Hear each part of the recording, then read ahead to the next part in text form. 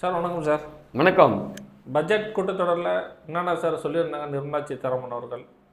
சரி, பட்ஜெட் இந்த இது பார்த்தீங்கன்னா எல்லோரும் எதிர்கட்சிகள் எப்போ சொன்னாலும் அது விமர்சிப்பாங்க. எல்லா தலைவர்கள் போட்டாலும் எதிர்கட்சிகள் விமர்சிப்பாங்க. அதனால் அந்த ஒதுக்கிட்டு நம்ம பட்ஜெட்டை பார்த்தோம்னா நிறைய விஷயங்களை இந்த அரசாங்கம் செய்திருக்கிறது என்பது தான் நம்ம பார்க்கணும். இது எப்படி இந்த பட்ஜெட் பண்ணால் மாநிலங்கள் அப்படின்லாம் இல்லாமல் இப்போ பார்த்தா எலெக்ஷன் வரப்போது தமிழ்நாடு, கேரளா, அந்த பாண்டிச்சேரி, ஸோ வெஸ்ட் பெங்கால், இப்போ எல்லாமே எலெக்ஷன் வரப்போகுது. அதற்காக அவங்க அதை எடுத்துக்கலை. ஒரு இந்தியா, ஒரே இந்தியா என்ற நிலைப்பாட்டை அவங்க எடுத்திருக்காங்க. மாநிலங்கள் அப்படி இல்லாமல் ஒரே இந்தியா நிலைப்பாட்டை எடுத்திருக்காங்க. அதனுடைய வெளிப்பாடை என்ன சொல்லியிருக்காங்கன்னா, இந்த டெபிசிட் பட்ஜெட் வரும் எல்லாத்துலேயுமே. இப்போ கூட பார்த்தீங்கன்னா நம்ம டெபிசிட் பட்ஜெட்டு 1.48 1,48,000 கோடி ரூபாய் டெபிசிட் பட்ஜெட் வரும். இப்போ எல்லாமே சொல்லியிருக்கு தமிழ்நாடு. இப்போ அதை கொடுக்குறாங்க. யார்? மத்திய அரசு கொடுக்குறாங்க. இவங்களுக்கு மட்டும் இல்லை, எல்லா மாநிலங்களுக்கும் ஒரே மாதிரியான அந்த பட்ஜெட் ஒதுக்கிட்ட தராங்க. அது ஒரு பெரிய விஷயம் தான். ஏன்னா பட்ஜெட்டில் டெபிசிட் வராமல் இருக்குது ஒரு பெரிய விஷயம். ஸோ அதுக்கு இவங்க ஹெல்ப் பண்ண மாதிரியே தெரியுது. அது நல்லதான். ஆனால் மக்களுக்கு டைரெக்டாக கிடைக்குமா? ஏன்னா எப்போ பார்த்தாலும் ஏதாவது இலவசம் கொடுத்தா தான் மக்களுக்கு அது நல்ல பட்ஜெட்டாக நினைக்கிறாங்க. என்ன நடந்ததுன்னா, இப்போ டேக்ஸ்லாம் கம்ப்ளீட்டாக கம்மியாயிடும்.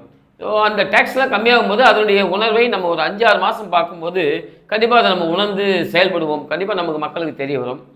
அப்புறம் பார்த்திங்கன்னா ட்ரெயின் போட்டிருக்காங்க. ஒன்று பெங்களூரு, ஹைதராபாத்து, இதுதான் புல்லட் ட்ரெயினோட இது. அங்கே தான் அதிகமான டிராஃபிக் உள்ள ஒரு இடமா இருக்குது. ஸோ அதனால் அதை போட்டிருக்காங்க. அதை சொல்ல முடியாது, அது சொல்லலாம். அடுத்து பார்த்திங்கன்னா வரவேற்கத்தக்க ஒரு விஷயம் என்னென்னா, தென்னை மரங்களுக்கும் முந்திரிக்கும் ஒரு பெரிய இது கொடுத்துருக்காங்க. இதான் ஃபஸ்ட் டைம். இது முன்னாடி பண்ணதே இல்லை. இப்போ தென்னை மரங்கள் பார்க்கும்போது இது என்னுடைய நெடுநாளே கனவாக இருந்தது. அந்த தென்னை மரங்களுக்கு கொடுத்தா என்ன ஆச்சுன்னா, இப்போ நம்ம அதிகமான அந்த வெளிநாடுகளுக்கு நம்ம பணம் போடுறது ஒன்று கச்சா எண்ணெய், ரெண்டாவது பார்த்தீங்கன்னா எடிபிள் ஆயில், இது நம்ம பாம் ஆயில், அப்புறம் இந்த சூரியகாந்தி எண்ணெய்னு இந்த மாதிரி வகையில் நிறைய இந்தியாவுக்கு இழப்பான சம்பவங்கள். இப்போ தென்னை மரங்கள் வளர்ச்சி கூடும்போது என்ன நடக்குன்னா, இப்போ நம்மளே தேங்காய் எண்ணெய்க்கு மாறிடலாம். ஏற்கனவே கேரளாவில் எல்லாம் அதான் பண்ணுறாங்க, அதேமாதிரி மாறிடலாம். ஸோ அது ஒரு நல்ல விஷயமா பார்க்குறேன். இன்றைக்கி முந்திரி பார்த்தீங்கன்னா சரி நம்பர் 1 இதில் இருக்குது. உலக அளவிலேயே இன்றைக்கி முந்திரி தான் அதிகமாக இருக்குது. ஸோ அதுக்கு ஒரு முன்னெடுப்பு எடுத்து கொடுத்தது ஒரு நல்ல இதுவாக இருக்குது. தமிழ்நாட்டுக்கு பார்த்தீங்கன்னா செமிகண்டக்டர்ஸ், தமிழ்நாட்டுக்கு இல்லை செமிகண்டக்டர்ஸில் 40,000 கோடி இன்வெஸ்ட் பண்ணுறாங்க. இன்றைக்கி வருங்காலத்தில் செமிகண்டக்டர் நிறைய விஷயங்கள் நல்லா இருக்கும்னு எல்லாருக்குமே தெரியும். ஸோ அது ஒரு நல்ல முன்னெடுப்பாக பார்க்குறேன். அப்புறம் நம்ம பறவைகள் சரணை, அலங்காநல்லூர், அந்த இடம், அங்கெல்லாம் பார்த்திங்கன்னா நிறைய தமிழ்நாட்டுக்கான ஒரு ஒதுக்கீடுலாம் கொடுத்துருக்காங்க. அது வரவேற்கத்தக்கதா. ஆனால் நேரடியாக பார்த்திங்கன்னா எண்ணெய் இலவசம் அதை கேட்பாங்க. அவங்களுக்கு நம்ம திருப்தி பண்ணவே முடியாது. இதையும் மீறி அதாவது ஒரு அரசியல் தலைவர் விமர்சித்தால் அவருக்கு பொருளாதாரம் தெரியவில்லை என்பதாக தான் நான் நினைக்கிறேன்.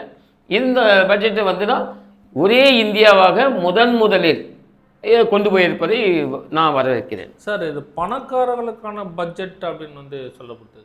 சரி, அப்படி நீங்கள் திடீர்னு பார்க்கும்போது உள்ளே போய் பார்த்தீங்கன்னா தான் 1,40,000 கோடி ரூபாய் டெபிசிட்டை கொடுக்குறாங்க. ஏன்னா நீங்கள் நான் வாங்குற அந்த பொருட்களின் விலையை குறையும். பணக்காரர்கள் அப்படின்னா இப்போ எனக்கு தெரியும். இப்போ என்ன நினைக்கிறாங்கன்னா, எல்லாம் அதானிக்கும் அம்பானியும் இப்போ இந்திய நாட்டுக்காக எத்தனை பேருக்கு வேலைவாய்ப்பு தரும் அதை பாருங்கள். முதல்ல எத்தனை பேரோட வாழ்க்கை வளங்கள்லாம் இது இருக்குது அதை பாருங்கள். இது முதலாளிகளுக்குன்னு யாரோனா சொல்லிட்டு போகலாம். ஆனால் உள்ளுக்குள்ளே நீங்கள் போய் பார்த்தீங்கன்னா அந்த முதலாளிகளுக்கு நீங்கள் கார்ப்பரேட் லெவலில் தான் நம்ம கொடுக்குறோம். இப்போ கூட பாருங்கள், நம்ம கரண்ட்டு எத்தனை இப்போ தமிழக அரசு, திமுக அரசு எத்தனை மின்சார திட்டங்களை நிறைவேற்றி இப்போ புதுசாக தொடங்கியிருக்காங்க. ஒன்றுமே இல்லை. எந்த அணைகள் கட்டிருக்காங்க, இதெல்லாம் பண்ணலை. ஸோ இப்படி தான் இதுதான் மக்கள் சார்ந்தது. ஆனால் இதை திமுக அரசு மக்கள் சார்ந்தது பண்ணியிருக்காங்களா? இல்லை. ஆனால் மேலே இந்த வாரியா சும்மா அந்த எதிர்கட்சிகள் என்று சொல்லும்போது அது பணக்காரர்களின் பட்ஜெட்டுன்னு சொல்லுவாங்க. ஆனால் அது உண்மை இல்லை என்பது என்னை மாதிரி ஆட்களுக்கும் பொருளாதாரம் தெரிந்தவங்களுக்கும் தெரியும். சார் கிட்டத்தட்ட 5 மாநிலத்தில் தேர்தல் நடக்குதுன்னு சொல்லிட்டு அவங்களுக்கு தெரியும் சார். இந்த 5 மாநிலத்துக்கும் பார்த்தோம்னா ஏதாவது இந்த தேர்தல் வர்றதுனால நிறைய ஒதுக்கீடு கொடுப்பாங்கன்னு பார்த்தா பட்ஜெட்டில் அப்படியே பிசுப்பாக போச்சுன்னு சொல்லிட்டு சொல்கிறாங்க சார். இந்த பிசுபிசுப்பாலாம் போல. ஆனால் அவர் நிறைய தான் நான் சொன்னேன், இந்த பட்ஜெட் வந்து ஒரு இந்திய பட்ஜெட்டாக நடந்திருக்கு. எந்த மாநிலத்துக்கும் தேர்தல் வந்திருக்கு, அதனால் அவங்களுக்கு ஆதாயம் கொடுக்கணும் அப்படி இல்லை. அப்படியே கொடுத்துருந்தாலும் இவங்க என்ன சொல்லுவாங்க, எலெக்ஷன் வந்தது அதனால தான் தமிழ்நாட்டுக்கு கொடுக்குறாரு, அதனால தான் 5 மாநிலங்களுக்கு கொடுக்குறாரு அப்படின்னு எல்லாம் பேசக்கூடிய ஒரு பொருளாக இருக்கும். அப்படி இல்லை, ஒரு இந்திய பட்ஜெட், ஒரு இந்தியனாக இந்திய நாட்டை முன்னேற்றக்கூடிய எல்லாரும் சேர்ந்து வந்து வரக்கூடிய ஒரு பட்ஜெட்டாக தான் நான் பார்க்குறேன். சார் இந்த பட்ஜெட் எப்படி சார் சாமானியர்களுக்கு இந்த பட்ஜெட் உதவக்கூடிய வகையில் இருக்குமா சார்? சாமானியர்கள் நீங்கள் சொல்கிறீங்க, நான் ஒரே ஒரு கேள்வி உங்ககிட்ட கேட்குறேன். இப்போ மெட்ரோ திட்டங்கள், மெட்ரோ ரயில் திட்டம் வந்தது, ஏறக்குறைய 2 லட்சம் கோடிக்கு மேலே நம்ம மத்திய அரசாங்கமும் நம்ம தமிழக அரசாங்கமும் அது முதலீடு பண்ணியிருக்கு.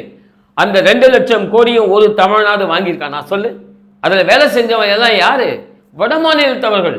இன்னைக்கு வட மாநிலங்கள்லாம் இன்னைக்கு ஒரு பொருளாதார மேம்பாடு அடைந்து இருக்குது. யாரு? நம்ம சாமானிய மக்கள், தமிழ்நாட்டினுடைய சாமானிய மக்கள் பயன்பெறக்கூடிய அந்த வாய்ப்புகள் இல்லாமல் எல்லாம் வட மாநிலத்தவருக்கு போச்சு. நீங்கள் என்ன சொல்றீங்க, 12 மணிக்கு கடையை தொடங்குறீங்க, அதுக்கப்புறம் ரேஷனில் போய் அரிசி வாங்கி தூங்குறான். ஸோ இது மாதிரியான ஒரு முன்னெடுப்புகளை இந்த தலைவர்கள் பண்ணியிருந்தாங்கன்னா நல்லது. எனவே இது சாமானியர்களுக்கு இதெல்லாம் பண்ணாதீங்க. அப்புறம் இன்னொரு கேள்வி உங்ககிட்ட சொல்கிறேன். சாமானியர்கள் அப்படின்னு சொன்னால் இப்போ ஸ்டாலின் அவர்கள் என்ன சொன்னாங்க, இந்த தமிழ்நாடு வந்து 18% வளர்ச்சி அடைந்து இருக்கிறது என்று சொல்கிறார்கள். அதாவது இந்தியாவிலே 2வது மாநிலம் மும்பைக்கு அடுத்து நம்ம தான் இருக்கிறோம் அப்படி நம்ம பேசப்படுது. இப்போ நான் உங்ககிட்ட கேட்குறேன், சத்தீஸ்கர் அப்புறம் இன்னும் இருக்கிற சின்ன சின்ன மாநிலங்கள்லாம் பாருங்கள், அவங்க இன்னும் இல்லைன்றது நீங்களே சொல்லிட்டீங்க. நாங்கள் தான் 2வது இடத்துல இருக்கீங்க. இப்போ 2வது இடத்துல இருக்க நீங்கள் ஒரு இந்தியனாக நம்ம எல்லா ஒரு நல்ல இது இருக்குது அப்படின்றதான் நீங்கள் சொல்லிட்டீங்க. அப்போ சாமானியன் என்ற கொஸ்டின் தமிழ்நாட்டில் வரக்கூடாது. ஏன்னா எல்லாருமே நம்ம பொருளாதார வளர்ச்சி அடைந்திருக்கிறது. அப்படி இல்லைன்னு சொன்னால் நீங்கள் பணக்காரன் பட்ஜெட் விமர்சிக்க உங்களுக்கு தகுதி இல்லை. அப்போ இந்த தமிழ்நாட்டினுடைய இந்த நிலைமைக்கு இப்போ நம்ம என்ன நினைப்போம், ஒரு பாவம் ஏழ்மையான ஒரு நிலையில் இருக்கிறவனுக்கு நம்ம கை கொடுத்து உதவ வேண்டும். நம்ம எல்லாம் ஒரு இந்தியா, ஒரு நாடுன்னா கூட பார்த்தீங்கன்னா நிறைய ஏழ்மையான நாடுகளுக்கு பணம் கொடுப்பாங்க. ஸோ அது மாதிரி நீங்கள் ஏன் நினைக்க மாட்டீங்க, ஒரு இந்திய நிலைப்பாட்டுக்கு வாங்க.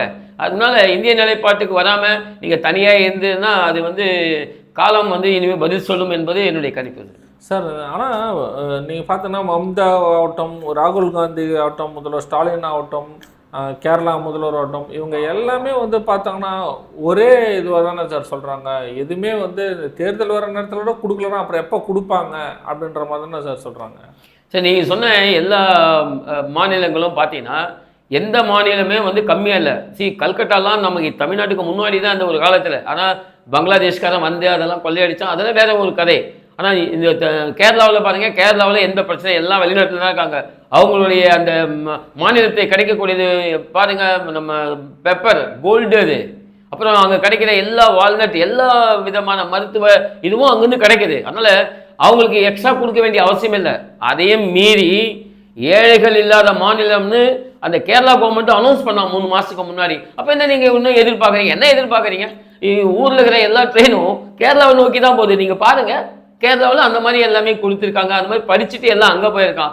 நம்ம என்ன பண்ணுறோம், ஜாதி சண்டையை வச்சுக்கிட்டு தமிழ்நாட்டில் குப்பை கொட்டின்னு இருக்கோம். ஸோ அதனால் மத சண்டை, அப்புறம் ஜாதி சண்டை, மொழி சண்டை இருக்கும். அவன் அதை விட முன்னோக்கி போய்விட்டார்கள்.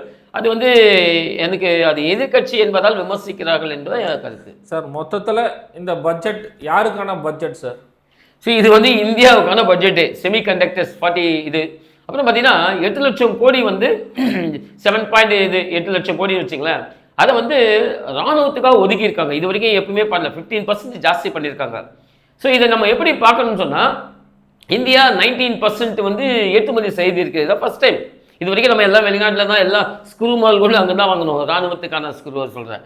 ஸோ ஆனால் இன்றைக்கி நிலைமை மாதிரி 19% நம்ம வந்து வெளிநாடுகள் பண்ணுறோம். இப்போ 8 லட்சம் கோடி ஆல்மோஸ்ட் அது அவங்க இன்வெஸ்ட் பண்ணும்போது என்னென்னா இதெல்லாம் வெளியில் போகும். இப்போ நம்முடைய இது பண்ண SU-400 தான் இன்றைக்கி உலகத்திலேயே வந்து ப்ரூவ் பண்ண ஒரு மிசைலாக இருக்குது. இன்றைக்கி நம்ம கூட சிந்தூர் ஆப்ரேஷனில் யூஸ் பண்ணியிருக்கோம். ஆனால் அதே மாரி ஒரு ஆகாஷ், ஒரு ஹைதராபாத்தில் உள்ள ஒரு விஞ்ஞானியால் அதாவது உருவாக்கப்பட்டது.